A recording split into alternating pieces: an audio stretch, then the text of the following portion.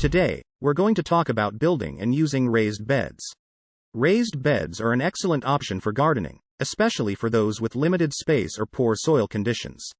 They allow you to create a well-draining, fertile soil environment that is perfect for growing a wide variety of plants.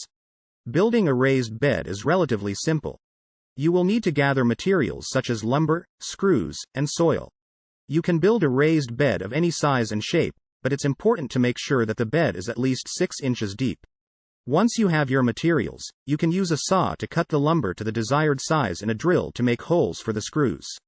Once the bed is assembled, you can fill it with a mixture of soil, compost, and other organic matter.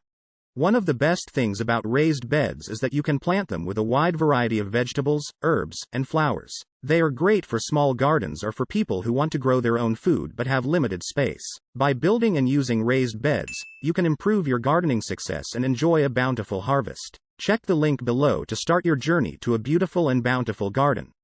Happy gardening!